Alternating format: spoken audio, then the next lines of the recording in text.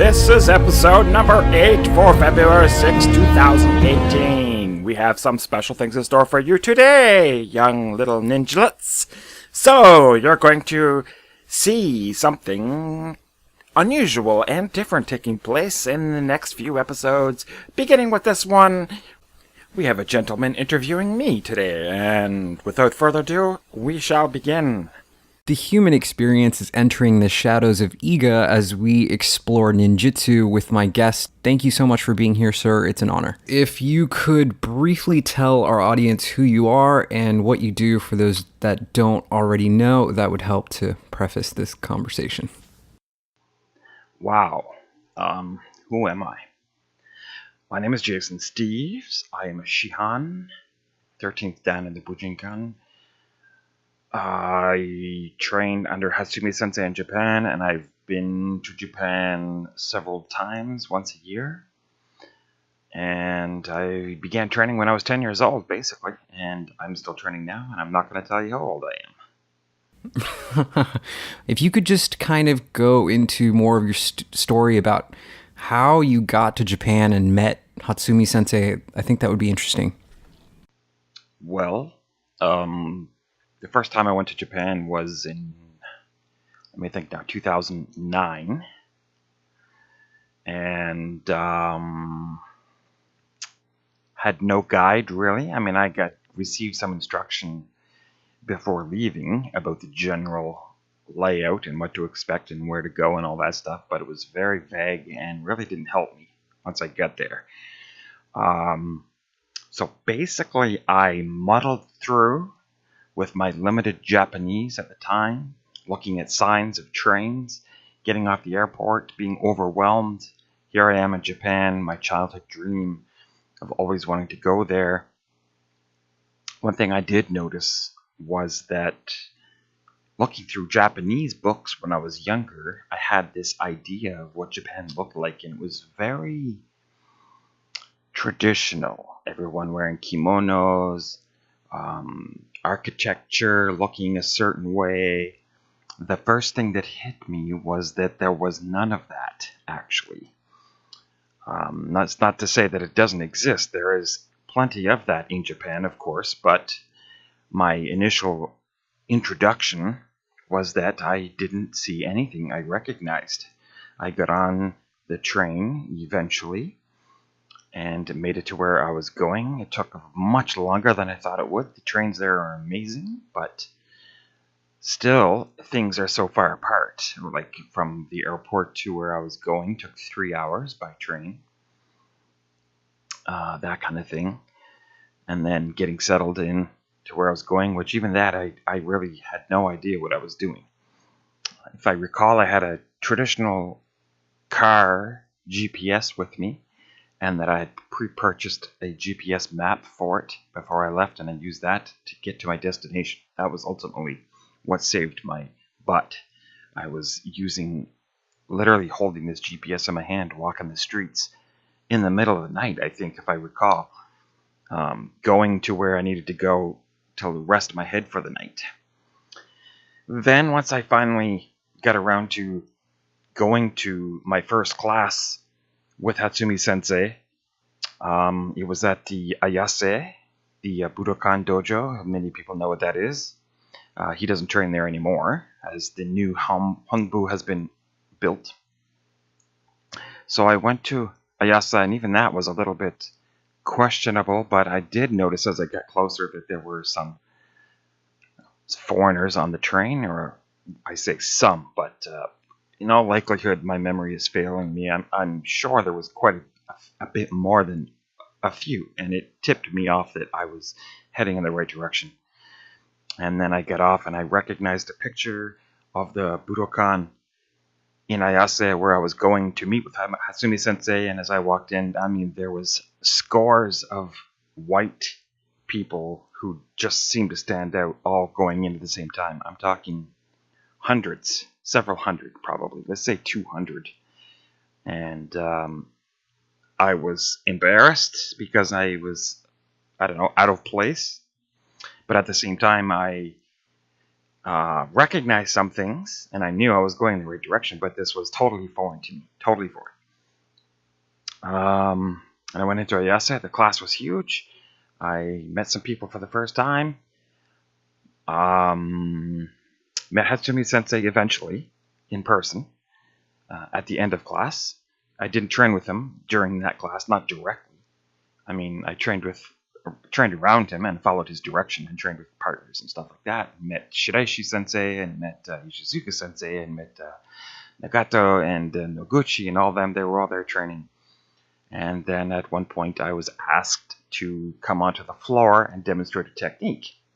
And I was warned ahead of time that I would probably have to do this and not to hold back and to give everything I had and to show them that in Canada we mean business, basically. So I get out there and I asked for a partner because I had a partner with me that was inexperienced and embarrassed and didn't want to get up in front of Tatsumi Sensei. So I jumped up into the middle of the floor surrounded by 200 people and Tatsumi watching on, calling to the audience for someone, and a guy jumped up and joined me and I did a technique on him. I didn't hold back and I just did what I came there to do, basically. And I got my picture taken with Hatsumi Sensei, and that's the one picture that I like to use on my website and stuff because it was the first time I'd met Hatsumi Sensei, and we looked good in the photo. He looked good. You may notice in that photo, if you're familiar with it, you can see it on my website, but you can see that he's holding a bottle of maple syrup. That was a gift I brought for him and given to him. I didn't make it myself, but a friend of mine made it and asked if I would deliver it to him. So it is homemade maple syrup, pure maple syrup, and I was honored to be able to bring it. I also brought another one for Shizuka Sensei, and I gave one to him too when I trained with him for the first time too, but that's a whole other story. Yeah, very very interesting. In your book, I'm not sure which one. I think, I mean, didn't you write to Hatsumi Sensei and there was kind of no reply, and you just showed up in Japan? Yes. Well, I would have been quite young when I first wrote to him. I may have written to him more than once, and if I had to guess, I would say I was probably no older than 15. Somewhere between 10 and 15, probably closer to 10, actually. And my Japanese then was horrendous, really bad, and I had some translation books with me, like English to Japanese dictionaries. And I first wrote a letter in English, and then I translated it into Japanese as best I could. And not using Romaji either, but the actual kanji that would be standard. So I did that, and I put them both together in the same envelope and sent them off. Basically, I have no idea what I said. Probably, if I know me, probably something along the lines of, I'm so-and-so, I would love to come to Japan, I plan to come to Japan, and you probably know I'm coming, that kind of thing. But I sent that off. I may have sent off another one a little bit later than that even, because when I was a kid, I adored ninjutsu, I loved it, and I gobbled up everything I could. And of course, I got no response, probably because I was a nobody, and largely, I'm sure, because the letter made no sense whatsoever. And as we know today, the correspondence with the Honbu must be in Japanese. They do not accept English. And my Japanese was dreadful, as I said. So the English was no good, and ultimately the Japanese was no good either. Yeah, very very intriguing with that story.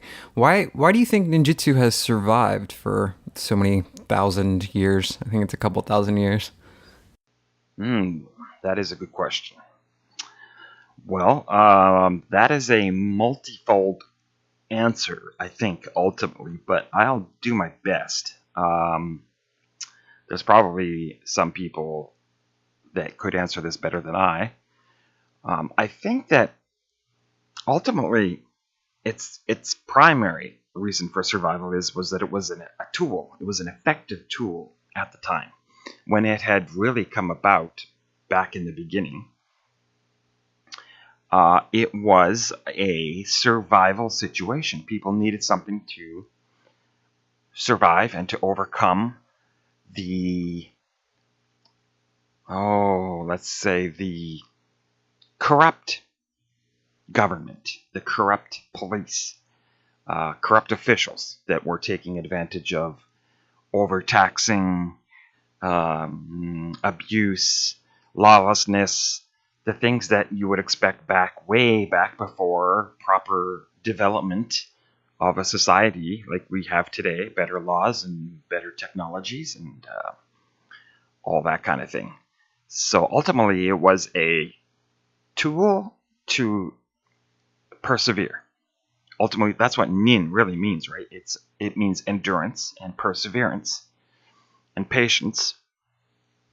But it was important that it was not a combat thing or anything. It was required to survive. If you didn't survive this, you died, obviously. And this was no game. It was no laughing matter. It was not a hobby, like some people do martial arts today for hobbies. This was essential to their family's survival and to maintaining their farms and what have you. Not to say that they were all farmers, but that it's certainly true that many were, and they needed this to survive against the ruling elite class of samurai and other deviant people.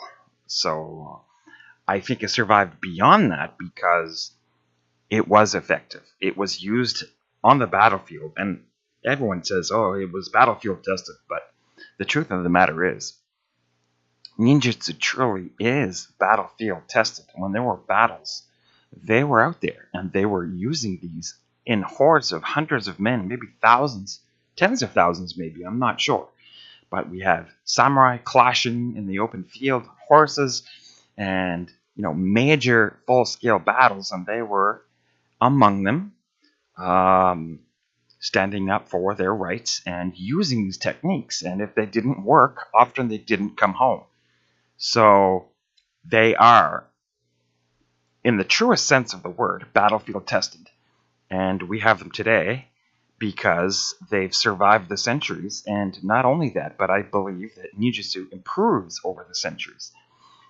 For instance, not to say that I am the greatest or anything like that, because I'm certainly not. But if I use myself as an example, let's say that the previous generation has thousands of years of history behind ninjutsu, and then they give it to me. Well, the guy before me, for instance, let's, for the sake of names and what everyone knows, let's say Hatsumi Sensei. Okay, I didn't get everything I know from Hatsumi Sensei, obviously, not directly anyway. But for ease of conversation, let's say Hatsumi Sensei gave me all of his knowledge. So when he received it from Takamatsu Sensei, it was very well polished. But now he's starting his life at the end of Takamatsu's, where Takamatsu hands over everything, where it is a well-oiled machine. But now Hatsumi Sensei is getting it at the beginning, so he no longer has to explore how things work. He will take it in its current state from Takamatsu Sensei and therefore improve slightly upon it with his knowledge and experience. And maybe adapting to things like cultural and what have you. Sometimes there's minor changes over history. Sometimes there's major ones, such as the introduction of firearms, when that happened. So when Hatsumi Sensei gives it to me, I take his fullness of knowledge that he has polished it even further, and I get it, and then I accept it as being complete. You should never take your art and say that there's things missing or I can't wait to tweak it to suit my likeness, because you shouldn't look at it that way. So you take the ninjutsu and you apply your experience to it. You apply your knowledge. You take it, and then you will add your lifetime, taking it from the polished state you received it when you were young to when you were old, to say that over 40 years or 60 years or however long you practice it, that is not going to improve at all. I don't know. Like, let's take a kamae, for instance. Say Hatsumi Sensei teaches me Ichimonji no Kamae, just one stance, when I'm 20 years old, and he's already 60. Okay, let's go with the example. So he shows me Ichimonji no Kamae, and it is as good as he can make me do it. All right, so he's got all of his experience, and he's showing it to me, and he corrects my posture and my positioning of my bones and ligaments and all the limbs. Now, after he passes, I go through an entire lifetime with that, already taking it from the beginning where he has it when he finished. And to say that I would not get any better is foolish. So over my lifetime, that one stance is going to improve. It has no choice but to grow, maybe even a little, maybe a lot, but it's going to improve. It's going to have another 40, 60, maybe even 80 years of experience added onto that one kamae, and it has no choice. So today we have Ninjutsu that's getting better as it goes. It has no choice but to survive, and in the world today, the world is the worst it's ever been. It is not peaceful. It is not the most peaceful it's ever been, as some people will tell you. It is horrendous. It is terrible, and it is getting worse by the day. It is time that it is needed. And when something is needed, it thrives like a bacteria. In a way, I hate to say that we're like a bacteria, but if you expose bacteria to the conditions in which it thrives. And, it's needed. We're approaching that time when there's going to be some serious dealings, and these techniques are going to keep us alive and our families alive. That's the whole point. What do you think it is about ninjutsu that makes it so different than other martial arts? Well, I guess if I think back to when I first started, I was immediately attracted to ninjutsu and nothing else. I didn't grow up watching the Kung Fu movies or Bruce Lee movies because it didn't appeal to me. Martial arts, in the general sense, didn't appeal to me. Not really. I was only attracted to ninjutsu and ninjutsu only. It was the first martial art I ever practiced, and it's been the only one I've ever practiced since. Now, you're asking why, basically. Why is it so different than other martial arts? I may get some slack over this from some people that will have differing opinions, but I have the mic, don't I? So, I would say the first and foremost, it's different because it's real. It's realistic. We're basing it on, there's no referees, there's no rings, there's no rules, there's no time limits, there's no protective equipment or clothing. So that is all out. It's not the same in any of those regards. Now, there's still martial arts who don't have any of these either. So what makes it different than even those? It has a rich history. It has battlefield tested, as I had said earlier, techniques so that I know that they work. It even comes off a little differently and strange. Like, I don't know, if you compare it to, say, some forms of karate that are very hardcore, this is different even still in that there's an element of mystery involved. There's an element of extremism involved, not in the terror sense, but in the sense of don't give up. If you fall down, get back up, keep going. To me, the patience and endurance side was big. I was bullied when I was younger, and I found solace in this style that would turn you into a superhuman. I also had an affinity for Superman growing up. I loved Superman. Obviously, he's not real, right? He's an alien. He has these magnificent powers and strength that is impossible to attain for me. But in the face of bullying and stuff, I saw in ninjutsu an equivalent to Superman that would allow me to attain a skill that was superhuman to a point. quite superhuman, in fact, that would make people shake their heads when they saw some of the things that a ninja could do. But Superman can do things that humans can't do, but this was something I could do. It's possible, very difficult, but possible. So I saw this as an avenue, an outlet, as something to help me to survive, to grow in life, and to get to a place where I wouldn't otherwise get to. So how is it different? It's different than other styles because it's very realistic. It's huge, really. Some styles are very specific in their skill set, and ninjutsu, the word ninjutsu, as you know, is an umbrella term that covers many different skills. Now, where can you get skills like that anywhere else? You'd have to go all over the globe finding professionals in each field, such as medicine and tracking and forge, sword making, and explosive experts and firearms experts. But this was a one-stop shop. Basically, it had everything in one place, and it was well organized, well understood, and accessible. So to me, it was the pinnacle of self-discipline. It was the pinnacle of protection of others. It was the pinnacle of feats of strength and endurance and fighting.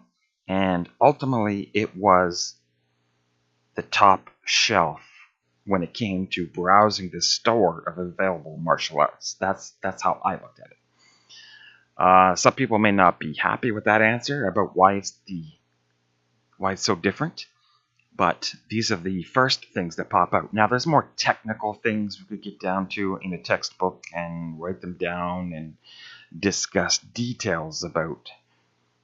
Like this technique, it's better because these techniques will take your wrist joint to this degree of angle and push it past these physiological limits, where these styles do it to this degree exactly. And, things like that, where we get very technical and medical. But it is not based on sport. It is not designed to just hold someone back. It is designed to hurt. It is designed to injure, and if necessary, and only if necessary, it is designed to kill. And you do not need to learn a whole new set to learn to kill, for instance, if you had to. But it all depends on your analysis of the situation, of the threat, and you can determine how much pressure you wish to apply, and you'll get the desired result. So I guess I'd say in a nutshell, but it's not really in a nutshell, is it? It's quite complicated. But that's my take on it. Yeah. Okay. Fair enough. Thank you so much for answering that. What do you think is the most esoteric thing that you've learned about ninjutsu would be in all of your years of training? What is the most esoteric thing I've learned? Well, that's a loaded question. I guess I'll answer it in part, and then maybe I'll take it somewhere else. So, I guess to answer the question, what's the most esoteric thing I've learned? Certainly there's Kujin and meditation. Seeing people's auras, feeling people's energy, things to that nature. As we know, disappearing is not really possible. It is only an illusion. Turning into a cat or bird is not real, but we can manipulate people to think it's true, especially if they have a strong belief in supernatural things, and then we can exploit that. That is part of what we're good at. But when we talk about Kuji-in, because that's the big one, everyone seems to gravitate towards the intertwining of your fingers and chanting a mudra to elicit a supernatural result or an occult result. Well, originally this was a Buddhist priest thing, especially the Tendai Buddhist sect, and they believed that it truly did elicit an occult result from whatever it is you wanted to accomplish, and they all had different results. But a little bit about me is because I have a Christian background, and I did dabble in the beginning. I've discovered that dabbling in it, at least in the spiritual aspects of it, is very dangerous. So you really don't want to. It's a huge thing to get into. I covered it in a book I wrote. I could say just take my word for it and don't go there. It's bad news. But if you look at the other side of it, there is a psychological aspect to the Kujian. It's not all magic and fairy dust type stuff, right? So there is a psychological aspect, which is probably its primary reason why it was attributed to working. You've probably seen this in other posts and stuff I've written, but basically it has to do with anchoring, reframing, and even pattern interruption, things like that. There are people out there better skilled in these things than I, but Tony Robbins is a good one to go to. He talks a lot about anchoring, what that is, and reframing. Basically, the short version is you program your mind to respond to a trigger, such as tapping your body somewhere, or pushing on a point on your body, or intertwining your fingers in a hand symbol. And if you program it properly, then just putting your fingers in the pre-programmed configuration will trigger the psychological effect that you programmed. So, let's see, if you're in pain is really a mental manifestation, right? It's not a real, tangible thing per se. It is a feeling of pain, sensory. So it's very cerebral. So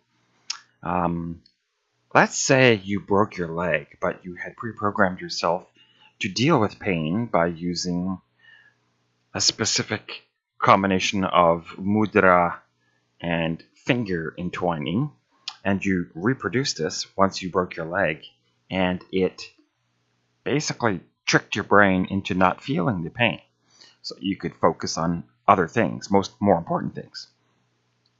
That's the bottom line. That's basically how it is. There might have been a spiritual aspect to it as far as the Buddhists are concerned, and it would not be anything good.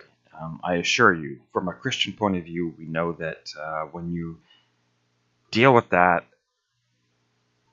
you're dealing with some very negative energies, demonic perhaps, and you really don't want to go there. That's the bottom line. So I don't, and I won't focus on that part. In my dojo, I teach the psychological, the tangible, the scientific parts of it that are useful and work. And that's all you need. And you can, if you wanted to, you can go a step further. And if you have a Christian faith, then you can, and you would know how you could adopt that to be included. And yeah, so that's the short. I suppose since you're asking about esoteric side, I'm not a fan of that word, but I know what you mean, and that's what I would say. Why do you feel like there are, I mean, you don't really see any ninjas in combat arenas such as the UFC and other fighting stages. Why do you think that is? Well, first I would say that it's too dangerous. That's the bottom line. People will sometimes argue against that too and say, oh, it's just an excuse, you guys don't want to practice. or don't want to spar, you don't have confidence in yourself. No, that really doesn't have anything to do with it. We can spar a bit. We have what we call randori, which is very close to sparring. It is safe and practical and free-flowing. But ninjutsu is, I think this kind of goes back to one of the things you had asked earlier about what makes this different. We cannot take this style that is designed to have no limits in order to be the best it can be, and then put it into a cage with a specific shape and boundaries and rules and referees, no less, to make sure that you stay within a prescribed method of moving and use of technique. I guess let me borrow a technique from judo for a second. There is combat judo, which really was the first judo, and then there's sport judo.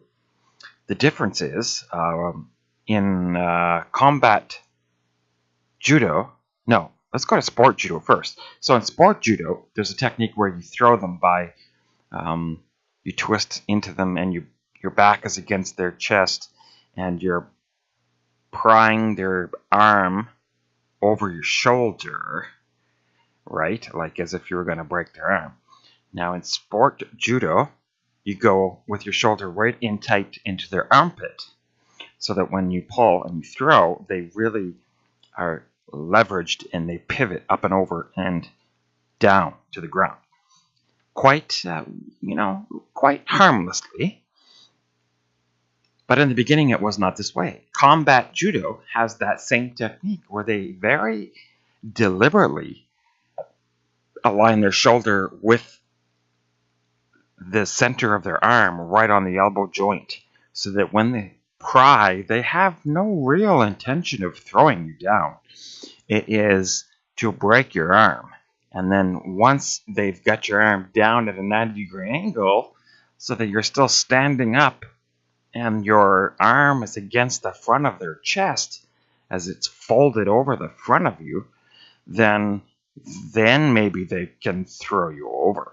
But sport judo, all the original techniques of combat judo have been modified to be safe and are not actually designed to hurt. Now, that from a survival point of view is really quite stupid. But as a sport, it is quite smart. So, if you take Ninjutsu, which is quite deadly and quite brutal and vicious, it can be vicious if you needed to, because when your life is at the stake, you do everything in your power to survive, then you cannot put that into a ring confined by walls and a referee and rules and a whistle with television cameras and a spectator. It just doesn't work. If somebody put me into a ring and I had to fight the guy, first thing I would do is rip my gloves off, because that's very ineffective, protecting your fists and fingers from its full power. And then I would ignore the whistle, and I would ignore the referee, and I would even ignore the boundaries. And if they called it to stop, I would not be stopping. I would be using whatever to my advantage, even if it meant leaving the ring. And by nature, if I was fighting the guy and the referees tried to stop me, they would then become the threat too, and they would be dealt with equally. So it's not practical, is it? It's Ninjutsu is, by definition, no rules, anything goes, think way outside the box, and survive. Use anything. When you're growing up, you're probably taught by your parents or someone, don't claw people, don't pull their hair. That's not kosher on the street. Street fighting. That's not proper street fighting. That's sissy, right? You don't claw at the guy's face because it's a sissy way to fight. You don't kick them when they're down. You don't grab them by the balls. You don't pull their hair. You don't dig and gouge or bite. You stand up there mano a mano with your fists up, and you project your arm out straight and hit him in the face. And whoever gets the bloody nose first is the loser, basically, right? I mean, survival's a little different, but that's kind of how people are taught. So, in Ninjutsu, that is not the case. We very deliberately use our fingertips, and the face is a great target. So we'll jab and poke and gouge and claw and tear and squeeze and bite and headbutt, and we will use hair, especially if you've got a long beard or a ponytail, which is absolutely ridiculous in the martial arts, by the way. If you have baggy clothing, we'll use it. If I see a rock laying on the ground, I'm going to pick it up and smash your skull in with it. That's the whole point of survival. I am not interested in rules. I would rip your arm off and beat you to death with the gooey end if I'm able to. And even a conversation has come up once about nunchaku or nunchucks in a conversation I was having quite a while ago with a guy, and he was saying ninjutsu, well, I guess it was related to ninjutsu, but he was talking about the nunchucks and how they're an effective weapon. Why don't people train with them more? And I was saying that they're a very stupid weapon, especially since they're hinged and they take a lot of skill to really get it to do anything. And he was saying absolutely not. It's a devastating weapon if you're hit with it. And albeit that may be true, but if I'm in a street fight and I see a pair of nunchucks on the ground on the left of me and I see a nice sized rock on the right of me, guess which one I'm going to pick? And I'm not going to be picking up those nunchucks, I can guarantee it.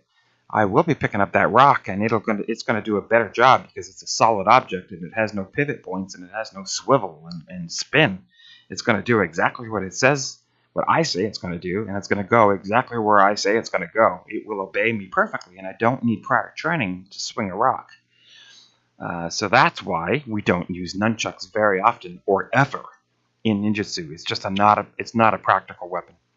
The same reason why we don't use butterfly knives with the extra pivots that are useless, stuff like that. Ninjutsu is not flashy. It is not designed to look good. It is designed to work. Even if it looks ridiculous or hidden, sometimes we will do things where you can't tell we're doing things. And it's really not appealing to the spectator. It's not a spectator sport. It is, however, a survival sport. So if that means that if I'm pretending I'm drunk and I'm walking up to you and I nonchalantly put my hand on your shoulder and laugh as I stumble and I reek of urine and I'm holding my beer bottle in my left hand, and my right hand is going to slip a pointed needle on my ring with poison in it into the side of your neck, where it's so small you won't even feel it, but within 10 seconds you're going to drop dead. That is ninjutsu.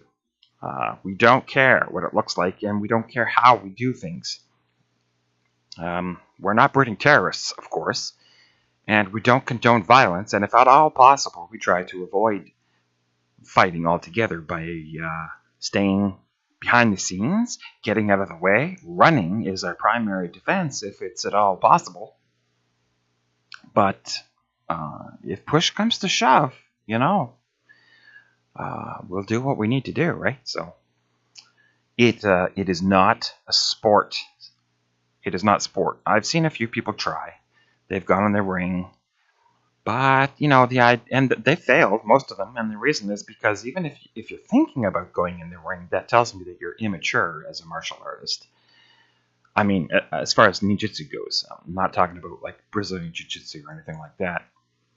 But if you're training in a combat survival art and you're considering going into a ring and then adapting everything to rules, you're not mature as a martial artist in our martial art, because you haven't grasped the whole point or the idea or even how things work. How are you going to, someone grabs you, how do you expect to kick down on the front of their quad just above their knee and break their legs and expect to get away with it in a ring? Unless you intend not to do that and you're going to do something quite docile. And if you're doing something docile, you're not doing ninjutsu anymore. That's just the way the cookie crumbles.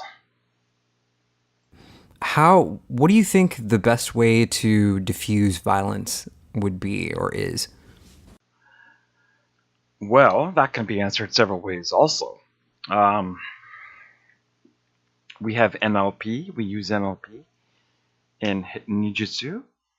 And if you're not familiar with that, that means neuro-linguistic programming. Basically, it is taking body cues to know what your opponent is going to do, or using your own body cues to elicit a response from the other person. This is one way that we could diffuse violence. That is, I can show you a quick trick right now, actually, that someone could take away and use right away.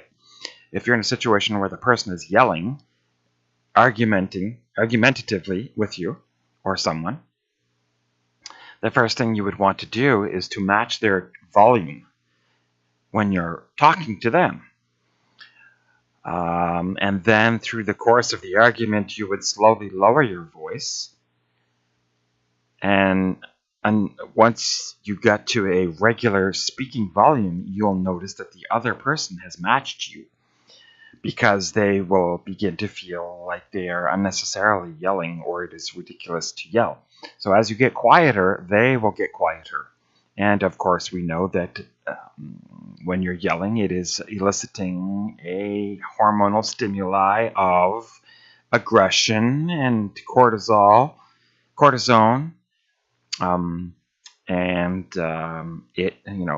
anger begets more anger. So by calming them down, they come down to your level. Everything levels off, calms down, cools down.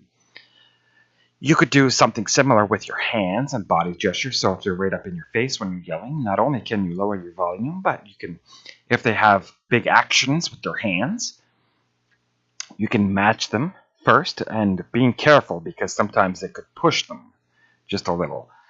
So you might want to do this relatively quickly. So you match their gestures with your arms and hands until they're nice and calm at your side, and then they will do the same. Don't push into their nose. If they're nose to nose with you, as you're doing these things, you just back up slowly so they don't notice, and then they will be more calm vocally. They will be more calm with their arms, and then they will increase the distance between you. It's akin to hypnosis, and you're manipulating them. You know that you're in control and of both of you, and he doesn't really understand that, but he responds appropriately.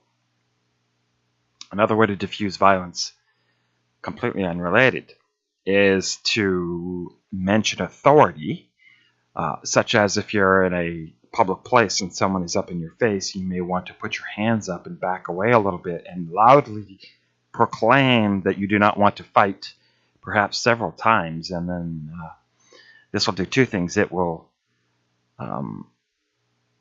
keep you legally safe if you have to defend him, because you will have witnesses that said that he tried to stop, he tried to walk away.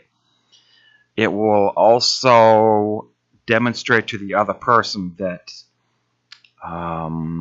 there is another element, there's a legal element now that they maybe didn't notice before, so they will calm down.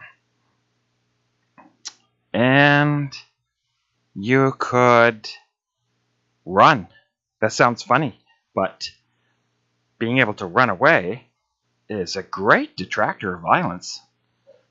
If a guy is going to swing a bat at you and he's 300 pounds of muscle or otherwise, and you are 150 pounds and you run, I guarantee you're going to run faster and get away. Even if it's only a short distance to a more public area or into a locked room or something, there's no shame in running. There's really no shame in running. In the Navy SEALs, they teach you to run as your primary line of defense. But if you must, then you fight. That's just a couple. There's other psychological ways, not manipulation, but very direct. Like maybe you can try to be friendly, using friendly terms. Do not swear at them when you're having to raise your voice. You keep it clean, you keep it respectable. These are things that will help to prevent them from pushing back. Showing your palms, when I said putting your hands up, or any other way that you can show your palm, is a subconscious peace offering where they will see your palms, especially unarmed palms, and will help them to stand down, things like that. You could always pull out the cell phone and do the "I'm calling the cops" thing, but that can push people too. So read the signs, know how to use, when to use that. There's even other less conventional ways. I've heard stories of people praying to them or out loud, or even condemning them in the name of Jesus Christ, which maybe to some people who don't have a Christian background would think is ridiculous, but you would be surprised how often that works. Whereas you just start maybe quoting scripture or condemning them in the name of Jesus, saying to leave or something, they will do it almost every time. It is strange. It might sound strange, but it does work, and there's plenty of evidence to support that. Nonetheless, the point of the story here, I guess, is that there are multiple ways to do it, and fighting direct combat one-on-one is never the primary line of defense for ninja. You should only do that if you absolutely have to. You should be finding a way to peacefully get out so nobody gets hurt.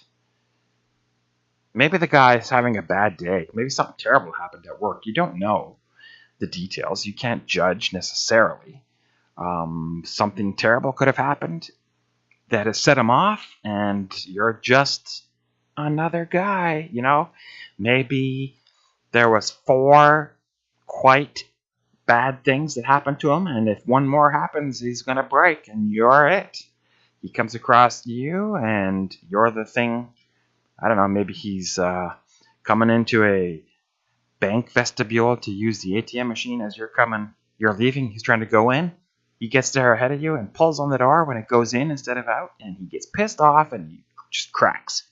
It seems like a ridiculous thing, but when there's been 4 other major things, he lost his job, his wife kicked him out, his mother was diagnosed with cancer, and he's being sued by the Internal Revenue Agency, then, coming across a guy and pulling on the door the wrong way could be the straw that breaks the camel's back. So you really don't know what's going on. Maybe you can just be there as a friend, and instead of lashing out to the guy when he does lash out to you, you can take the high road and offer your companionship and your friendship and saying, is there anything I can do to help? Can we talk? What can we do? Every situation is different. You got to read it and figure it out. And if you believe in God, take a leading from him to see what he would have you do, and then go from there. Violence is not and never will be your primary form of defense. Is there a personal way that you deal with injuries? Because I know that with training, there's usually a lot of kind of wear and tear injuries that come about from that. Well, there's really not too many injuries that we have in our dojo. There's been a couple I can think of. One guy broke his hand hitting something incorrectly. A girl hurt her tailbone when she fell on her backside. Nobody's ever broken anything major. I suppose the guy that broke his hand is quite major, but it's rare, to be honest. Sure, we get hurt in the sense of pain. We feel pain. Sometimes training can be rough, and there's that pain factor, but that's very temporary. There's a couple of people who might tell me about hyperextending your elbow in a technique, and it's a little tender from the week before, things like that.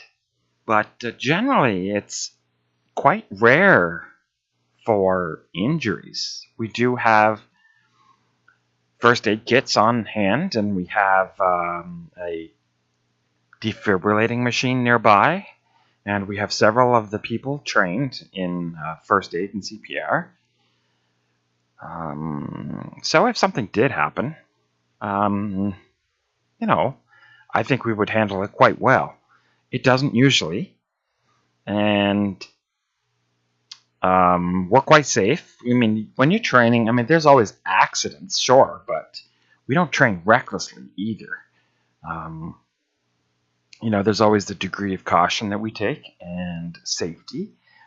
And we are family. We care about each other. We really do.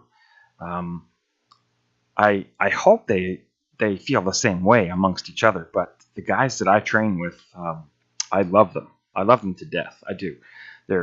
We've become great friends, and I look at them all as I'm very happy that they're here with me, and I am honored to be able to show them something that they enjoy and something that they want to learn and that they love. And I have no intention of wanting to hurt them permanently or even accidentally, obviously. So just like if I was showing my own son something here at home, I'm not going to hurt him, right? I don't want to cause him injury. I care for him deeply and I want the best for him. So we always approach things cautiously. We will occasionally use, some paddings for certain things. We don't wear padded gear, but like we'll use padded targets to hit, or we'll use wooden training knives. We'll take things slow at first. Techniques are always done very slowly the first time around, and until they get a feel of things and how it works mechanically. And once they start to make it their own, they can go faster and harder. But I always encourage, almost every single class actually, I encourage communication between the two people that are training together, so that there's communication and they understand what's too much and what's not enough. We have safe words, so that if something begins to hurt, they say it and it must stop immediately. We use mats on the floor just like anybody else until they're ready to do it on hard floors without mats. Things like that. So we take every precaution possible, but we don't get hurt, really. I bet you over the last 3 years, there's been 2 somewhat big injuries. One that required going to the hospital for a cast. One that would hurt for a while and then went away after a month. That would be the tailbone incident. And the rest are pretty low-key. Like, it hurts once they leave and they go home. And the next day they come, or the next time they come to training, it's all good. In fact, most of the time, if I notice that something was done a little too hard by someone, sometimes even myself, I will follow up with them the next day to see how they're feeling. Because, if I hurt someone, I'll feel guilty, and I don't want to. So, and usually, like 99% of the time, they say that they're good to go and nothing hurts at all the next day. And then we do things like we make Jiao in class, which is a healing ointment that is quite old, that probably many of you are familiar with. We made that together in class. They all use that on themselves, and then everything's great. So I guess the bottom line is we're careful. We care about each other. We're careful, and we are careful. You know what I mean? So we do think everything is. We laugh so much in class. It's so much fun. We're not strict or anything. It's because of that, the camaraderie and the family. We just look out for each other. So nothing too big actually ever happens. So, how do you think this training can improve your everyday life? Oh, there are so many ways. Your general flexibility, your overall health, let's say your physical fitness as you approach old age will be improved, so that you're not sluggish or slow or accident prone or weak, anything like that. It keeps your mind sharp. It keeps your cardiovascular system high. I actually have on my website a list, if you go to the downloads page, of, I think it's still there, of benefits to training. And I list some of those because that is a common question. But if I were to think off the top of my head, we're just talking physical now. These are just like health benefits we're talking. So improved circulation, improved VO2 limits, which is like your air intake when you breathe. Skin tone from that circulation, better circulation. There's nail health, if you can believe it, where your nails are stronger and healthier. Now we have general improvements to your safety, let's say, or prepping. Maybe you have some long-term food storage in your home for natural disasters, or you have clean drinking water stored, or you have financial health. You have proper savings, and yes, we do tackle financial aspects also. An emergency fund, stuff like that. Then there's the social aspect. Maybe you have anxiety, depression. We all know that physical exercise, to say the least, raises serotonin levels and helps you to overcome those. Makes you feel a little better, if not completely better. Then we have other improvements, like maybe your cognitive functions are better, your awareness of your environment is better, your alertness. Maybe you are a smoker and now you've stopped because it interferes with training. Maybe you are a drinker and it's counterintuitive to training. Maybe you had questionable lifestyle choices and now the spiritual benefits of training are causing you to rethink those. So the list goes on. I mean, there's probably a million areas that I've totally forgot. But off the top of my head, these are the ones that probably come the most. Obviously, health benefits is number one. Then there's I'd say that's probably the direct improvement. And then there's everything else is secondary to that, like your social status or condition. Maybe it's even a job. Maybe it's job skills you're learning, so it's improving your job advancement or qualifications. If you're a police officer or a security guard or different things. I mean, there's no limit. It's just a matter of it depends on who you are as a person and what angle you're playing off the most. I say that lightly. Playing off, I mean, like if you're a paramedic, say, and you come across an accident at the side of the road, you're obviously going to look at things and approach things a little bit differently. Maybe even if you're working on an accident victim and there's still active traffic nearby, your alertness is going to be much higher of the passing cars. And your reflex and response time, your hand-eye coordination will be improved if something did happen in a car swerve, which does happen often.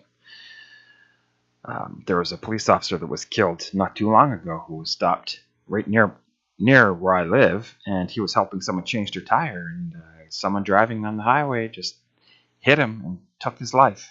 He was a young guy in his 20s, and so things like this happen. It wasn't his fault. It's not to say that because he didn't take martial arts, it was his own fault, because that's certainly not the case. No one is obligated to take martial arts. And if anything, the person driving, I don't know all the details. Maybe they were a drunk driver. I don't think so. But, they're not. We have a law in our city that's the move over law. And it's, I think it's $300, where if you see emergency vehicles, you're supposed to move into the other farthest lane, and most people do not obey this. And they've been doing sting operations, hint, hint, lately around this city, the Moncton area, trying to catch people. And they would have a fake van pulled over with police car, and then down further they would have a couple more cruisers waiting and watching to see who did not pull over and give way, and they would pull them over and fine them. So if you're listening to this, you use the move over law. If you see a police car or an ambulance or a fire truck on the farthest right or left, for that matter, make sure that when you're passing them, you merge into the farthest lane possible, giving them a wide berth. These people are here to help us in society. Do not interfere with their job. What can you say? I know you've been training for many years, but what can you say has been the most difficult lesson that you've had to learn through your training? I would say probably listening to other people. Why are you training in the martial arts if you're listening to what other people's goals are for you, or family, friends, that kind of thing? Also, if you're training to compete with a buddy, or I use the term buddy loosely, but could be hiddenly an enemy, or not an enemy in the hostile sense, but like not a friend, but a guy in your class maybe that's there's a little bit of a I'm not particularly fond of this guy, therefore I want to outdo him, that kind of thing. So I guess the lesson is that probably one of the hardest lessons I've learned is because I'm always looking around. My mind is very active. I look everywhere, not just in my own class or people I've trained with growing up. I mean, like worldwide, or other people in other countries that I've looked up to or looked down to, depending on the situation. People I've read about, or, when I was a kid, maybe jealousy issues and stuff like that. And I've said this to my own students before, but the bottom line is, you're not competing with anybody. You're not racing. Don't if you are. Just be better today than you were yesterday. You're only competing with yourself for self-improvement, self-betterment. The goal, a goal as a martial artist should be to make yourself as good as you can be. Do not look around. You can't focus on yourself when you're looking at somebody else anyway. So I guess that's the short version is, be better today than you were yesterday. Nothing else matters. Yeah, wow. I do really appreciate your time, and you have to be one of the most interesting people that I've gotten a chance to read about and hear about. Is there a place that people can find out more about your work? Sure. I made a little adjustment to my microphone. You may have noticed it's a little bit clearer now. So, well, the short version is our website has a kind of a long URL. So the shortened version, which I am becoming very happy with, is bit.ly, if people are familiar with the bit.ly link. So you can go to bit.ly, that's bit.ly/Moncton Ninja, MONCTON, which is the city that I live in. Ninja. No spaces, nothing else, and it'll take you to our main webpage. We have all of our information there. There's all kinds of different links, a link to a store, a link to podcasts and blogs and downloadable information. Just about anything you could want is there, and if there's something you want or need to know and you cannot find it, I am more than happy to take an email from just about anybody. So you can email us at divinewarriorninjutsu@gmail.com. Perfect. We will make sure that we link that in the comments section below. Thank you so much for being here. My name is Xavier. We're going to get out of here. Thank you so much for listening.